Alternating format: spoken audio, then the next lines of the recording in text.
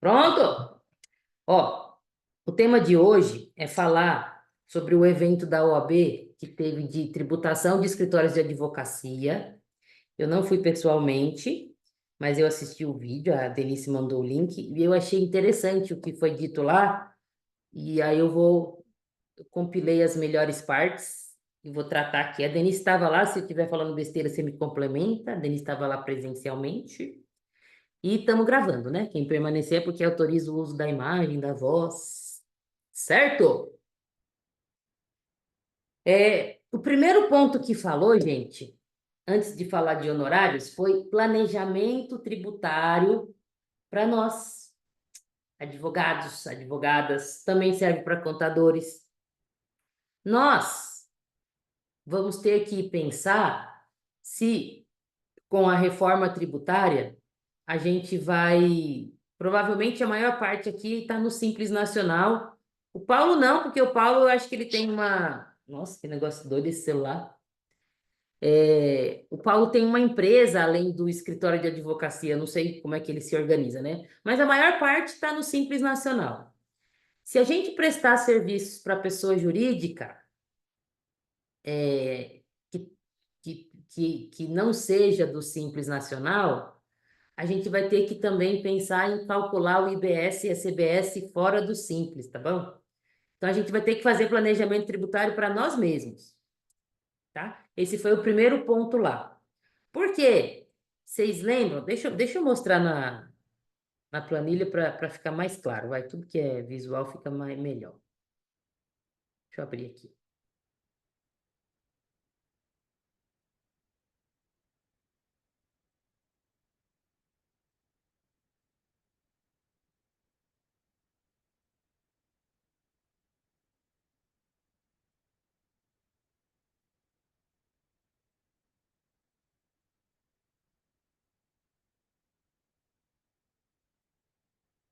Pronto, achei.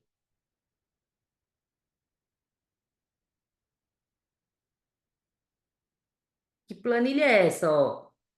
Aqui naquela pasta de materiais, ó. Materiais para superalunos. Aí tem algumas subpastas.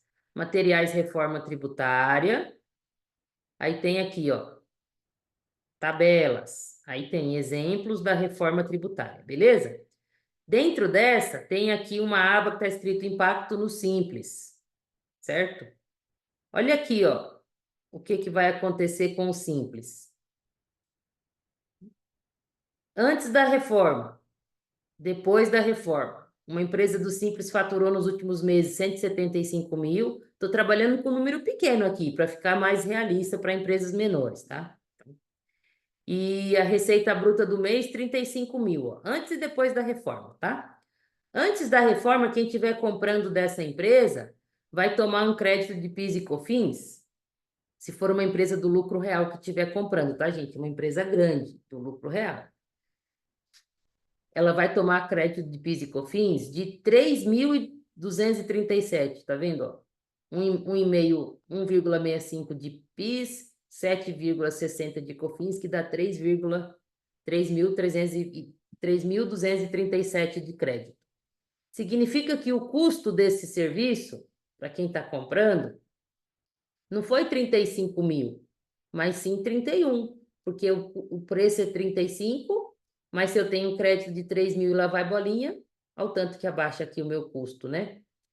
Depois da reforma, esse crédito diminui drasticamente, ele sai de 3.237 só para 217. Então, reduziu em mais de 3 mil reais de crédito.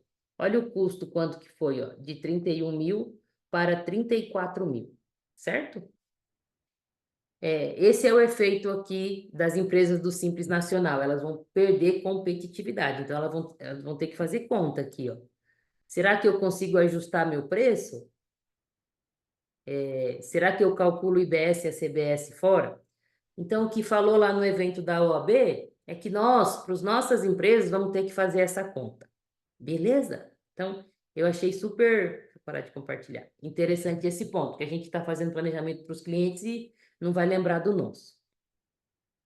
Eu tenho um exemplo interessante que eu dei um curso de reforma tributária para uma empresa super grande do lucro real, por exemplo. Se fosse depois da reforma, ela não tomaria crédito desse serviço que eu prestei. Próxima coisa que falou lá que eu achei super inteligente também, e confesso que eu nunca tinha pensado nisso. As empresas de, de advocacia, os escritórios de advocacia, se eles estiverem no Simples Nacional, eles vão ser sujeitos ao anexo 4.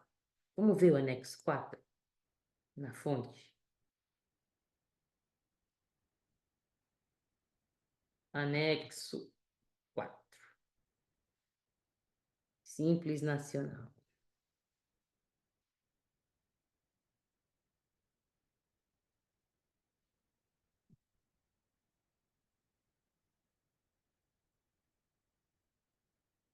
Ó, o que significa isso? Vamos ficar aqui na primeira faixa. Ó. Se eu faturar até 180 mil... Ixi, tá piscando a luz aqui em casa novamente. Ai, Senhor amado. Eu quase cancelei a mentoria de hoje por isso, mas decidi continuar. Tomara que não acabe a luz. Hã? Põe para carregar os celulares. Primeira faixa. Isso foi um planejamento tributário que foi falado no evento, tá? Vamos imaginar que eu estou faturando aqui até 180 mil. Não estourei esse limite. Eu estou na faixa de 4,5% de tributação, tá? Aí eu tenho um sócio. E se eu for juntar os clientes que eu capto e o que esse sócio capta, a gente está num escritório só, eu vou estourar esse limite de 180 mil. E se eu estourar, eu vou para 9%. O raciocínio vale para todas as faixas, sempre que você for estourar de uma para outra. Bom, se eu quero fazer um planejamento tributário, o que eu poderia fazer? Deixa eu parar de compartilhar. Não, deixa aqui, vai, para vocês virem. Ao invés de eu ter um sócio,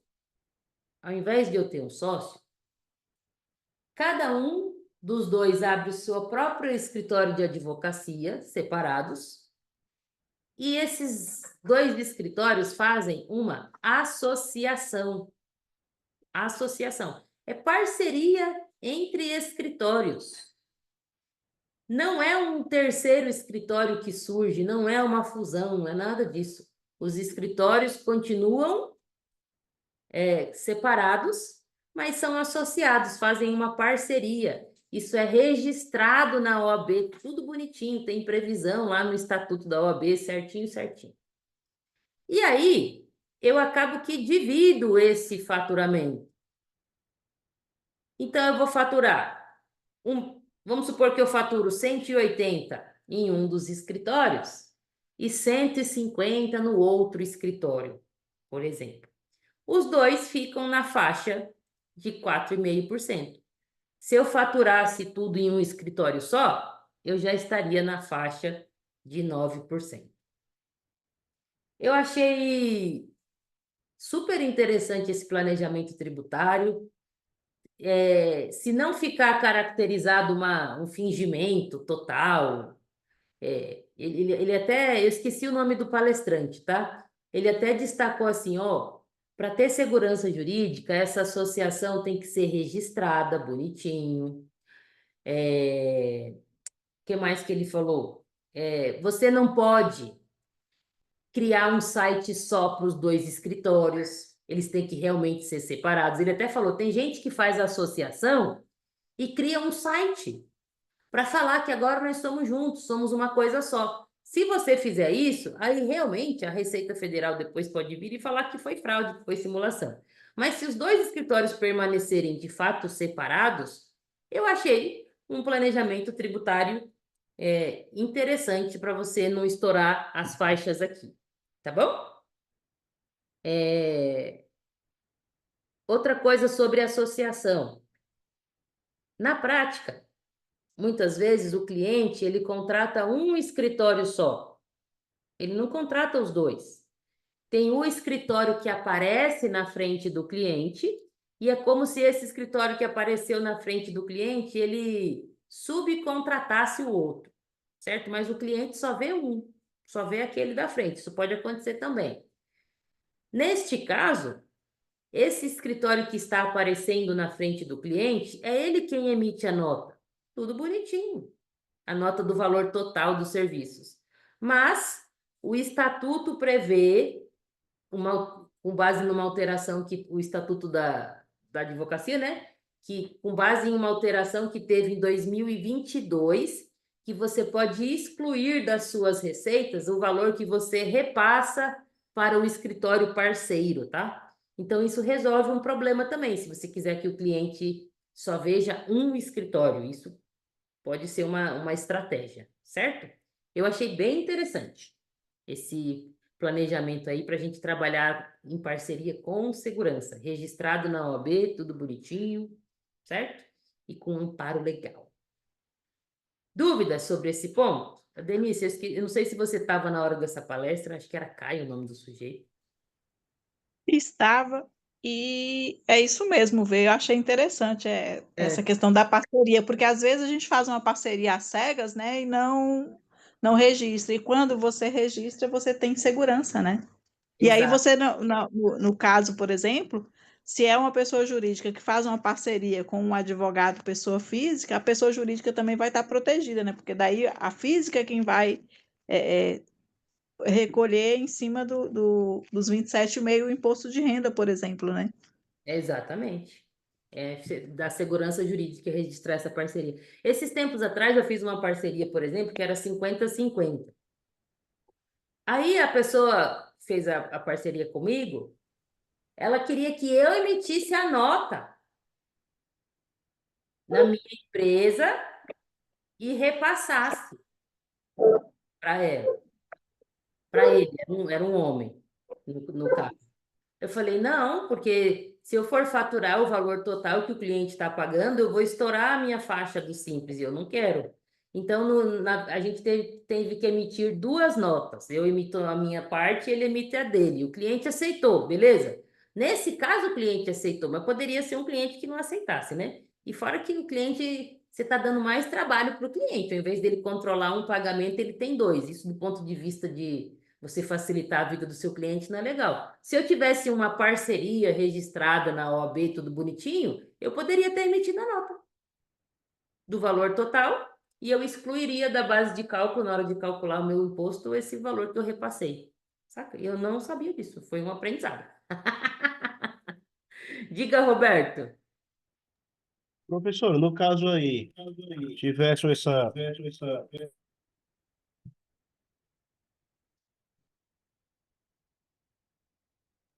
Pronto. No caso, se tendo essa parceria, tá? Registrado na OAB, é criado um outro criado um outro CNPJ? Como é que Não, funciona isso?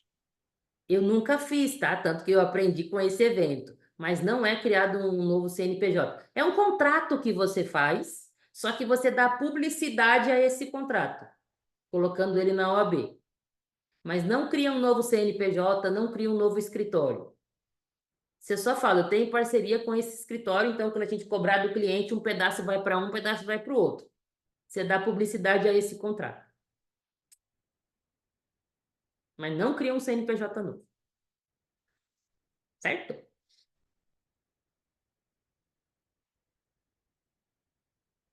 Tranquilo, tranquilo.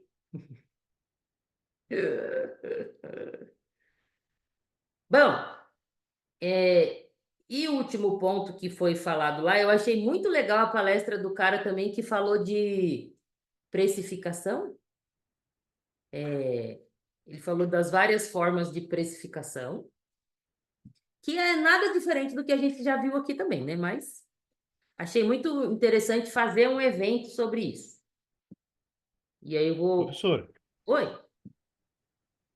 aí no caso assim, o primeiro que recebe e repassa para o segundo. Digamos que o primeiro receba, né, o valor e repassa para o segundo. Aí ele vai lá informar no programa da Receita, ou no site, no caso, que saiu esse valor como? Como é que seria isso aí na prática? Ele Ah, informa lá o ganho. E aí ele vai informar uma saída como? Na verdade, é, na- ó, como eu nunca operacionalizei, se você for operacionalizar, você confirma, tá? Mas eu imagino que não é assim que faz. Vamos supor que eu faturei 60, no meu caso, nessa parceria que eu fiz, o valor total deu 65 mil reais, tá bom? 60 mil para facilitar a conta. E foi meio a meio. 30 meu e 30 da outra pessoa. Se eu tivesse um contrato de parceria registrado, eu emitiria a nota de 60 mil reais, certo? Para o cliente pagar. Mas na hora de eu colocar lá, quando eu vou preencher a minha guia do Simples Nacional, ao invés de colocar a receita de 60 mil, eu colocaria uma receita só de 30 mil. E aí eu teria a justificativa de dizer, os outros 30 mil eu repassei para o meu parceiro. Qual documentação comprova isso? O meu contrato de parceria registrado na OAB e o Pix que eu fiz para o cara. Certo? Entendi. Bom, e pelo jeito é uma coisa que quase ninguém faz, porque ele falou na palestra que as pessoas não têm conhecimento disso, que ninguém quase usa. É raro, tá? Mas é uma coisa interessante, né? Eu achei legal. E quando usam, usam de forma errada, ele ainda falou. Quando usam, eles fazem um site só como se os dois escritórios fossem um. Isso é errado daí. Porque os dois escritórios têm que continuar independentes. Eu não estou conseguindo baixar a mão, viu? A Jaque tá com. A Jaque tem. Diga, Jaque. Oi, Vera, tudo bem? Vem cá, então a contabilização vai ficar o quê? Você vai fazer o pagamento para o banco, sei lá, Pix, seja o que for. Eu vou lançar lá em despesa com pessoa física, né? Ou jurídica terceiros, no meu balanço. Os É 30 isso? mil que eu repassar, você diz? É, isso. Entendo que isso é uma despesa, viu? Agora, como que contabiliza? Pois Eu não é, como é que vai sei. ser? Hã? É uma espécie Como de é que vai fazer? reembolso, não? Sei lá, um. Porque ele vai ter que contabilizar isso como receita dele lá. É, pois é. Então, como é que fica dessa contabilização? A que título, né? Repasse? Teria que pensar, não sei. Repasse. Mas Repasse teria que despesa, eu não ser. entendo que é despesa, não. É, Não tem natureza de despesa, é um repasse, é. Eu, um eu acho que é adiantamento, Só é um impactou repasse meu mesmo. caixa. um adiantamento, e aí depois eu farei o repasse, é isso. Não estava no. Mas eu É, não. pensar. É o que faz sentido Contabilmente pensando pensado. rápido, né? É, tá bom, era isso. Bom, beleza. E o último tópico que eu. Deixa eu só fazer um comentário. Ah, não, depois que parar de gravar, eu falo, mas coisa gravada é complicado. Deixa eu falar da última parte do preço. Vou dividir a tela aqui.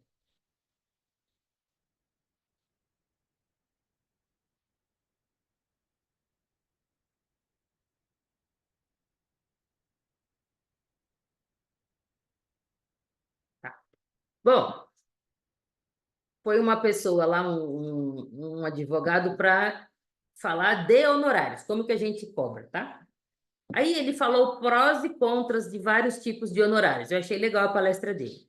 Então, basicamente, tem 3 tipos de honorários. Aquele que a gente faz o preço. Inclusive, naquela planilha que eu mostrei em algumas mentorias atrás, de como que você calcula o valor da sua hora, tudo bonitinho. Aí tem os honorários sucumbenciais, que é aqueles que são fixados pelo juiz, e tem honorários que são arbitrados. Quando você faz um serviço, não escreveu em lugar nenhum, aí tem que pedir para o juiz arbitrar os honorários. Aí ele foi falando os prós e os contras, tá? Dos honorários contratuais, tem várias submodalidades. Valor fixo, aí ele destacou, gente, cuidado com o valor fixo, eu concordo. Às vezes você cobra um valor fixo para cuidar de um caso, o caso dura 5 anos. O caso dura 10 anos. Às vezes a gente está com aquela pressa de pegar o caso e a gente esquece de pensar no tempo de duração do caso, tá bom? Por isso que naquela planilha de precificação que eu montei, tinha uma parte para você colocar a expectativa de duração do prazo para você precificar, tá bom? Próximo tipo de cobrança, isso eu discordo com o que ele falou, porque eu já trabalhei dentro de empresa. Cobrança por hora. Cobrança por hora, você tem que escrever tudo o que você fez, quanto tempo você gastou e mandar isso para o cliente. Então, é muito literal, gente. É pesquisa de jurisprudência sobre o tema tal. Gastei 1h30. Gastei 2 horas. O valor da minha hora é R$ 800. Toma 1.600 para você. É isso. Cobrança por hora. De acordo com o palestrante lá da OAB, as empresas adoram esse tipo de cobrança porque elas sabem exatamente o que foi feito. De todas as empresas que eu trabalhei, quando eu trabalhava em empresa, a gente trocava ideia, nenhuma gostava. Inclusive, em algumas delas, esse tipo de contratação estava proibido. Tá?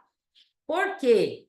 Porque quando a gente aceitava esse tipo de contratação, sempre tinha um limite. Porque senão, gente, a galera enfia o dedo nas horas gastas.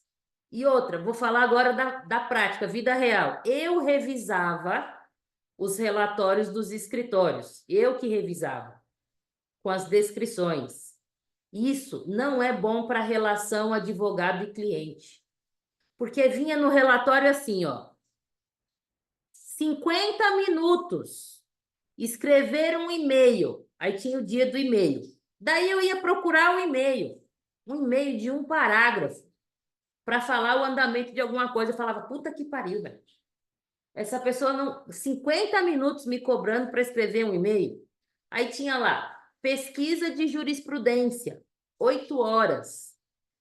Aí, pensa comigo, ó. Você está pagando caro para o advogado. E aí ele vai ficar pesquisando, você vai ficar pagando para o sujeito fazer pesquisa. Gente, eu sei que como advogada, a gente vive de fazer pesquisa, mas para o cliente, você abrir para o cliente o quanto você gastou de tempo fazendo pesquisa, não é bom para o relacionamento. Tanto que todos os relatórios a gente tinha que ficar discutindo. Não, mas aqui foi muito tempo. Não, mas aqui não sei o quê. Não é bom para a relação, as empresas não gostam. E outra, tem um livro de um cara que ele chama Bruno Strunz. É S-T-U... S-T-R-U-N-Z. Strunz. Ele é um livro que ele só fala de honorários. Ele dá muito curso sobre precificação, tá? E ele deu o curso quando eu trabalhava em um escritório de advocacia, ele foi treinar a gente. E ele falou que esse tipo de cobrança por hora é o pior para o relacionamento. Porque quanto mais o advogado demora para executar o serviço, mais ele ganha. Então, esse tipo de cobrança não preza por efetividade. Você tem que cobrar de acordo com o valor que você gerou. Quer dizer que se você for ineficiente, você vai ganhar mais? Não faz sentido, tá? Então, pode ser que a experiência do palestrante seja diferente da minha. A minha as empresas não gostam de cobrança por hora. E eu sentia isso não só enquanto eu estava dentro das empresas, mas quando eu estava em escritórios também. Porque a maior parte da minha carreira, eu já era plena ou sênior. Então, era minha função fazer proposta, era minha função negociar.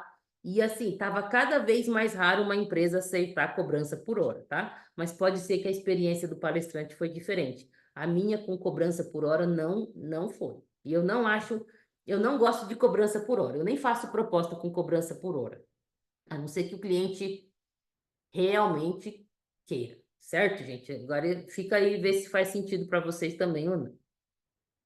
Ah, tá, o Roberto está falando. É igual contratar pedreiro por diária. Eu não contrato. Exatamente. O cara enrola, velho. Quanto mais ele demorar, melhor.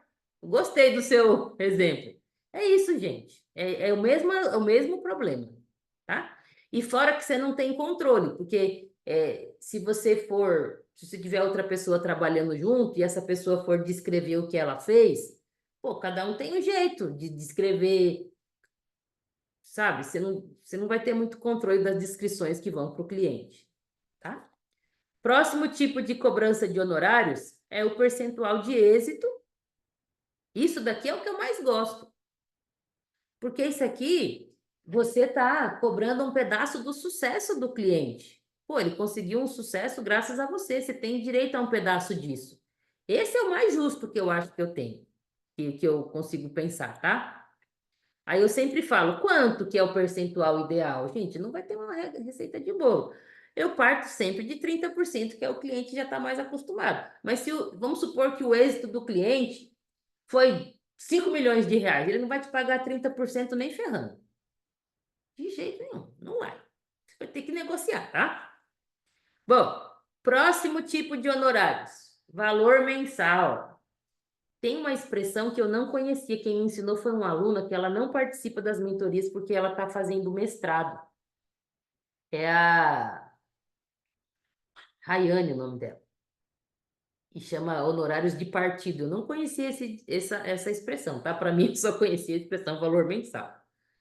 Esse também é o típico contrato que a gente gosta, porque tem um valor mensal, mas é cada vez mais raro de conseguir. Tá bom? É como se ele tivesse você como um consultor disponível ali. Por que que é raro de conseguir? Porque não é todo mês que o cliente vai precisar de alguma coisa, mas todo mês ele vai ter uma despesa. Se você conseguir um contrato desse, o que é que eu indico? Eu já prestei serviço para vários clientes que eram esse tipo de contrato. Eu procurava sempre me manter presente, porque senão, gente, aí você fica lá sem fazer nada para o cliente. Passou 5 meses, 6 meses, ele só te pagando. Não é bom para o relacionamento. Então você tem que cavucar. Cliente, vamos conversar? O que está acontecendo no seu financeiro? Você cavucar, para você não ficar sumido. Daqui a pouco o cliente não quer renovar com você mais. Certo? Tá bom? Bom, o que ele falou e eu concordo plenamente. Sempre que possível, a gente mesclar o honorário fixo com o honorário de sucesso. Porque a Renata é um exemplo disso, a Denise. Os trabalhos que elas estão fazendo de análise, gente, é muito trabalhoso. A Renata passou uns 4 dias, não foi, Renata? Analisando a transação lá do cliente dela. Isso não pode ser gratuito. Tem que ser remunerado, mesmo que não tenha um sucesso, certo? E aí a gente às vezes tem medo disso por insegurança. A gente tem medo de cobrar por insegurança. E hoje foi meu dia de terapia, eu faço cada 15 dias. E acontece comigo também às vezes, sabe? De eu ter insegurança. Aqui na pousada, por exemplo, às vezes me bate a insegurança de cobrar uma diária com valor mais alto, porque eu fico assim, não, mas aqui na cidade tem umas pousadas muito lindas, mais lindas do que a minha. Aí eu fico, nossa, mas será que eu posso cobrar quase 500 reais por uma diária, sendo que eu não tenho hidromassagem, não sei o quê? Aí eu esqueço de ver que aqui eu recebo o meu cliente com café da manhã artesanal, que eu converso pessoalmente com o meu cliente, que se ele quiser tomar um cafezinho da tarde, tem, que ele tem o chazinho da noite, ele tem o caldinho à noite, que ele tem uma liberdade que ele não tem em outras pousadas, que é outra proposta, saca? Eu tô dando um exemplo daqui para vocês virem que às vezes o nosso medo de cobrar É insegurança sobre o nosso próprio valor, ok? Então, as análises que a gente faz têm que ser cobradas independente do êxito. O médico, por um acaso, ele só cobra de você se você for curado? Quando o cliente fala isso, pergunta isso para ele. Quando você vai ao médico particular, ele só te cobra se você ficar curado? Ele, óbvio que não. Por quê? Porque a cura não depende só do médico, depende do seu organismo. Da mesma maneira que o sucesso no tributário não depende só do advogado, depende da Receita Federal, depende do juiz, depende de vários fatores, sabe? Então, nossa função é fazer o melhor, mas não conseguir o resultado. Beleza, gente? Bom, esse aqui é o que eu mais queria tratar, porque é o que a gente tem ingerência, tá? Sucumbenciais, a gente tem que brigar pelos nossos honorários sucumbenciais, porque os juízes estão com inveja dos advogados e ficam diminuindo os honorários. Deixa eu ver aqui, ó. A Denise, eu vou fazer uma análise de uma cobrança de IPTU que a colega fez e perdeu. Tem forte indício de prescrição. Vou ver o que ainda dá para fazer e estou sem saber como cobrar. Se puder falar um pouquinho no final, vai ser bom. Beleza. Eu falo sim, a Denise. Eu vou falar isso mostrando a planilha lá de precificação, que eu acho que ajuda, tá? Honorários de sucumbência, então, a gente tem que pensar que a gente tem que brigar por eles. Nem sempre vai vir os honorários certinhos, o juiz tem mania de querer reduzir, tá? Beleza? E os arbitrados aqui, gente, vocês não precisam chegar nesse ponto, né? Tudo tem que estar em contrato, pelo amor de Deus. Arbitrado é quando você não escreveu. Você não escreveu em contrato quando você ia cobrar. Aí arbitrou. Certo? Dúvidas até aqui? Comentários? Professor, arbitrados pode ser tipo quando você é advogado da ativo, né? Tem algumas causas que eles mesmos, os juízes, eles arbitram, não é isso? Ah, não, não é desse arbitramento que eu estava falando. Esse, beleza, eu nem pensei nesse, porque eu nunca fiz esse negócio de sedativo. Arbitramento, teve uma aluna, uma colega nossa, que ela teve uma situação que quase chegou nesse ponto, tá? Ela fez uma transação para um cliente, não estava em contrato quanto seria a remuneração dela, e ela conseguiu uma redução de muitos milhões mesmo. Eu não vou lembrar agora quantos foram nessa transação. A transação é aquela individual, tá? Que você negocia com a procuradoria. Isso não estava escrito em lugar nenhum. Ela tentou um acordo com o cliente com um percentual de êxito que era 2%, que era um valor muito alto, né? E negócio vai, negócio vem, e o próximo passo, quando a gente conversou, ela ia. Mas acabou que ela fechou o acordo, tá? Se não tivesse fechado, ela teria que entrar na justiça e falar, juiz, arbitra honorários nesse caso aqui. Porque eu não tenho contrato assinado, ele teve um benefício de 50 milhões, 60, não sei, e não me pagou. É esse arbitramento que eu tô falando, tá? Certo? Certo, entendido. Mas não cheguem nesse ponto, porque vocês têm contrato, pelo amor de Deus. Pelo amor de Deus.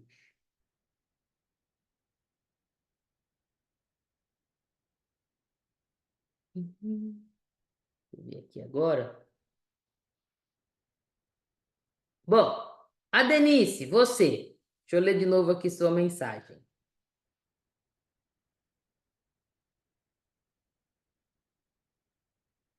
Cadê as mensagens? Chat. Eu vou fazer uma análise de uma cobrança de IPTU que a colega fez e perdeu. Ok. Tem forte indício de prescrição. Vou ver o que ainda dá para fazer. Estou sem saber como cobrar. Se você puder falar um pouco ao final, vai ser bom. Tudo que é análise que a gente vai fazer, a gente tem que ter duas estimativas na cabeça. Uma estimativa, o outro é uma certeza, tá? A estimativa que a gente tem que ter é quanto tempo que eu vou demorar para fazer essa análise. Essa é a primeira estimativa. E o segundo número é uma certeza. Quanto que vale a sua hora? Tá bom? Qual que é a pegadinha da estimativa de análise? Isso quem me ensinou foi um sócio de um escritório que eu trabalhei. O nome dele era um nome que eu nunca vi outra pessoa com um nome igual. Ele se chamava Gérrio. E eu nunca esqueci esse ensinamento que ele me deu. Quando a gente faz a mesma coisa várias vezes para vários clientes, vai chegar uma hora que vai ficar muito fácil de você achar uma solução. Quer ver um exemplo? No o caso da Renata, que a gente estava conversando, que ela se decepcionou, mas foi um aprendizado. Ela ficou uns 4 dias estudando. Vamos supor que ela ficou 5 horas por dia estudando o caso, 20 horas. Mas eu com ela, a gente teve 2 reuniões de 40 minutos, 50, alguma coisa assim. E eu não estudei nada depois dessas reuniões. Tudo que a gente conversou foi ou troca de mensagens ou reunião, conversando. Pô, deve ter dado umas 2 horas. Não sei, não contei direitinho. Mas em 2 horinhas, eu consegui achar, nós duas juntas, uma saída para o caso dela, de transação. Eu vou cobrar só 2 horas do cliente? Se eu tivesse que cobrar? E esse Jerry, esse sócio, ele falou assim, Verônica, se você for pensar assim, vai acabar que quanto mais especialista você for, menos você ganha. Então, você tem que botar na sua cabeça sempre uma quantidade de horas que precisa ser maior do que a que você efetivamente vai levar, porque você é eficiente. Então pensa, não vai ter uma receita de bolo para isso. Porque eu lembro que quando eu ia fazer as propostas de honorário para ele, ficavam muito baratas. Eu falava, não, Jerry, mas essa petição inicial dá para fazer rapidinho, ele, porque já tem modelo, ele daí. E o valor embutido para a gente criar esse modelo. Então, a Denise, pensa, talvez, como você manja muito de prescrição, pode ser que você vá conseguir achar rápido essa prescrição aí, tá? Mas para você cobrar, se você achar em meia hora, você não vai cobrar só meia hora, tá bom?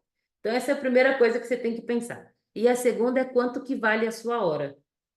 Você estava no dia da mentoria que a gente viu a planilha de precificação, de como que você calcula o preço, o valor da sua hora? Sim, estava. Inclusive, eu até calculei, Vê, e deu uma média de R$ 380. Muito pouco.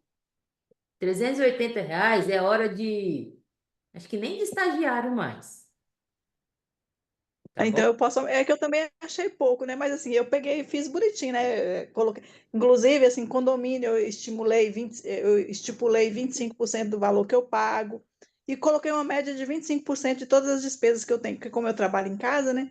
Que eu tenho de casa, eu coloquei, ainda coloquei mais um valor lá referente a traslado, né? Caso eu precise me movimentar, sair, pagar transporte ou Uber ou alguma coisa assim.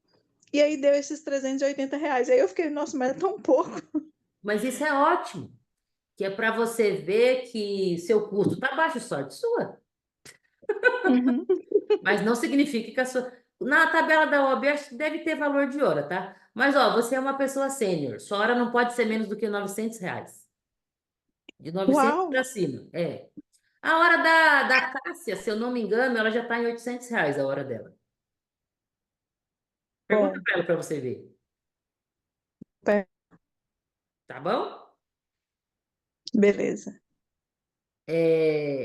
Roberto, então fica melhor calcular o valor pelo tempo que uma pessoa leva para resolver a primeira vez que faz? É, eu não vou ter uma receita de bolo, tá? Você vai ter que achar uma coisa justa aí na sua mente. Mas talvez seja um critério. O duro é que a primeira vez que a pessoa faz também, puta que pariu, né?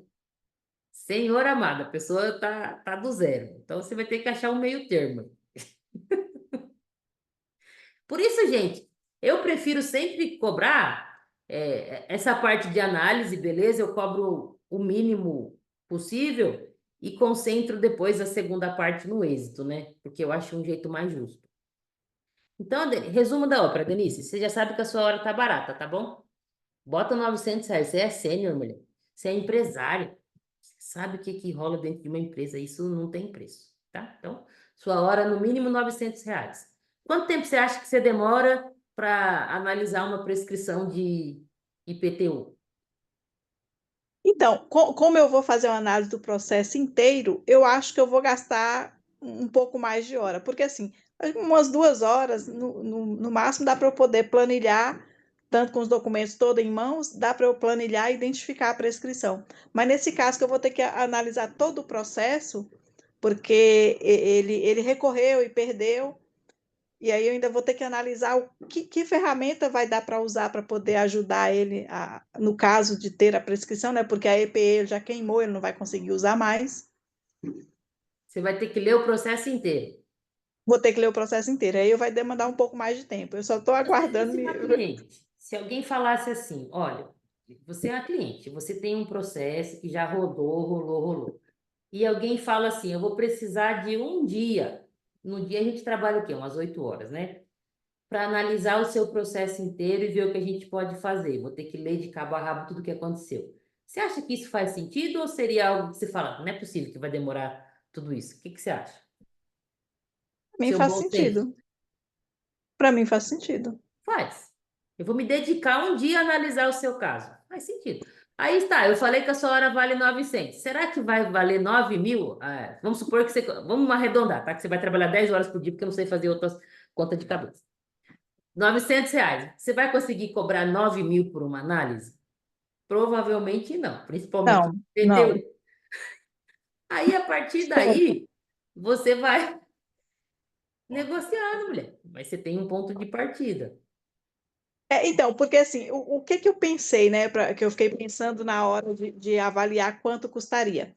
Porque assim, pode ser que ele caso tenha alguma ferramenta que a gente possa usar, pode ser que ele me contrate para eu poder dar continuidade.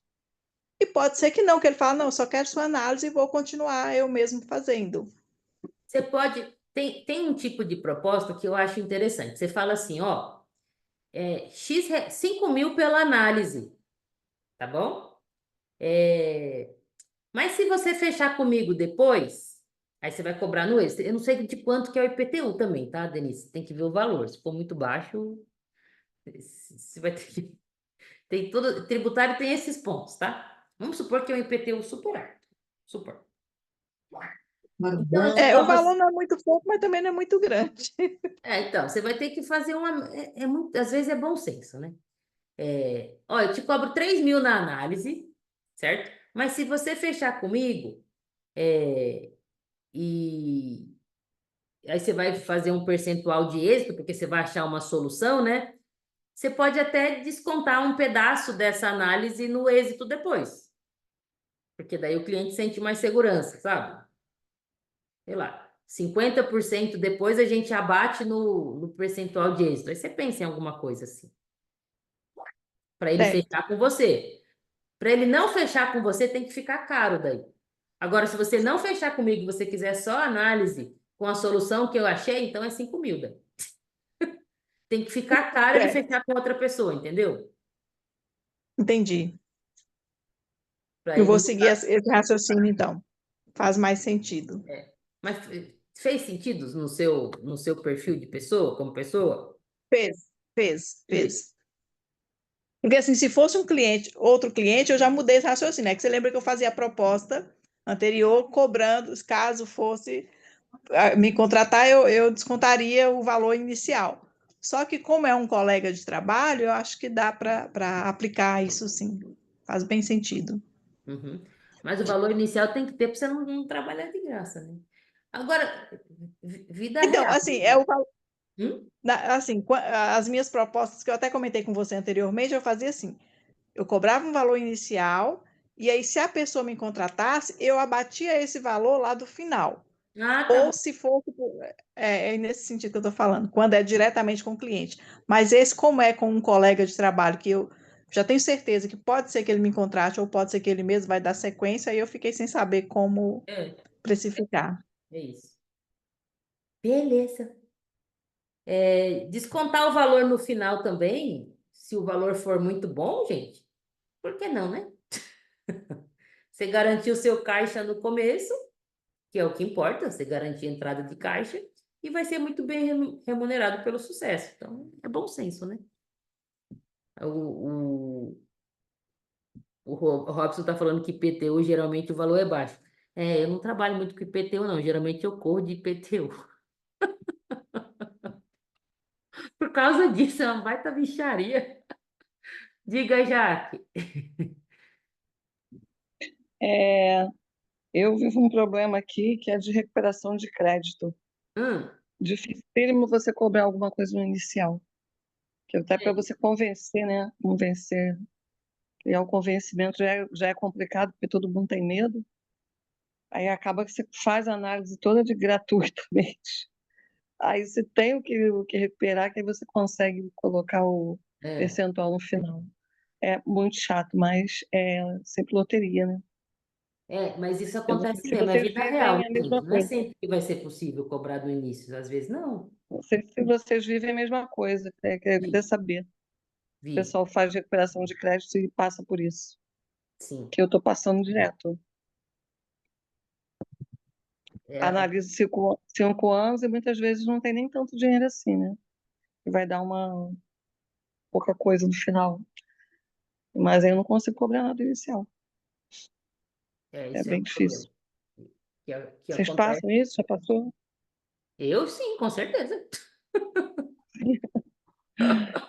Beleza. E tem vezes que a gente É, tem que, é um risco, né? Não tem muito o que fazer, é um risco. chato é quando tem que dividir, porque já é bem loteria, ainda tem que dividir com alguém, aí é mais complicado ainda.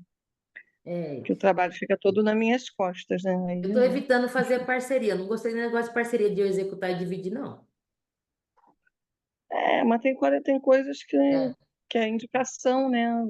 A pessoa tem um nicho aberto, é. tô com o pessoal de bar, né? Que tem bares, então assim, daí vem, indica e quer tanto. Então, assim, Um acaba pedaço, aceitando. beleza. Agora, 50% eu acho injusto, viu? É, é complicado. Aqui tá pior ainda. Não, Tá é pior muito ainda. injusto. Então, assim, aí eu tô ficando meio desestimulada, sabe? Meio desestimulada para trabalhar, assim, como você falou, em parceria com alguém nesse sentido, tá? Não digo em trabalho diferente, grande, e tal, né? Né? Mas em recuperação, porque eu faço o trabalho todo, o sistema é meu, tudo é meu, e ainda tem que dividir, aí é cansativo, assim, cansativo. Não, isso E eu muitas acho vezes muito nem injusto. todo mundo pegando. Sei lá, É, vinte né? por cento eu acho até aceitar. Pois é. Agora, Eu vou também 50 mudar só se a isso. pessoa fizer junto comigo, aí beleza. Eu vou mudar isso para não dar, não. Tô muito estimulada até. Mulher, Mas você tá que vai bom. ter que se posicionar, né? Falar, o risco é meu, se Sim. der pau no eu que vou ter que assumir a bucha, por que que eu vou te dar metade?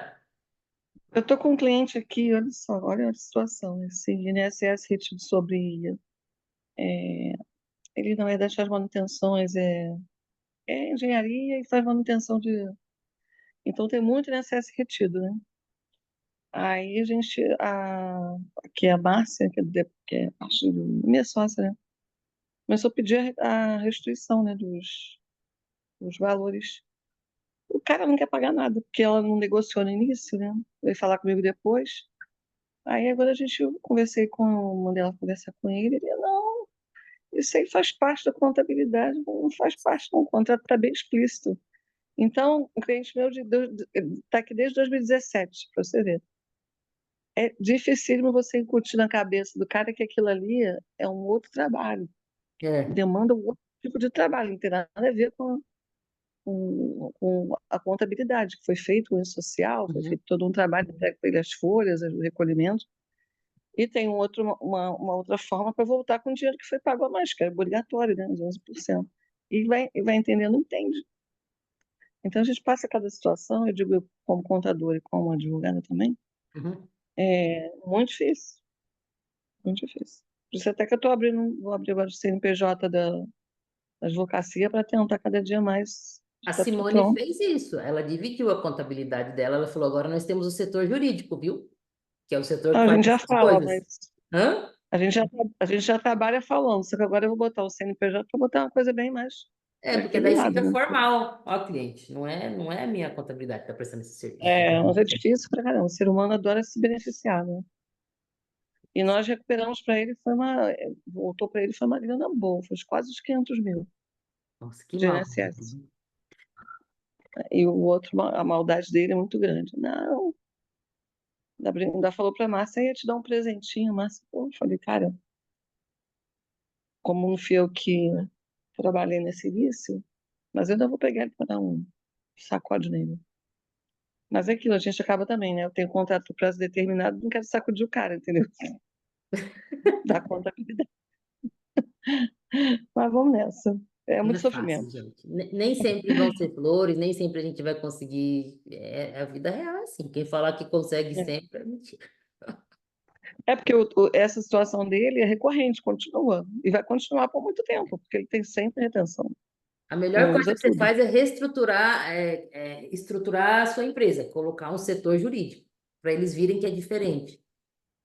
É, então, eu vou conversar com ele, chamar uma reunião, porque para poder dar uma definição. Como eu conversei, eu sou mais direta. E definir com ele. É isso aí. Então tá bom, gente. Beijinhos. Um beijo para vocês. Nos vemos na quinta-feira, se Deus quiser. Amanhã eu vou estar um pouco fora do... Deixa eu parar de gravar, né?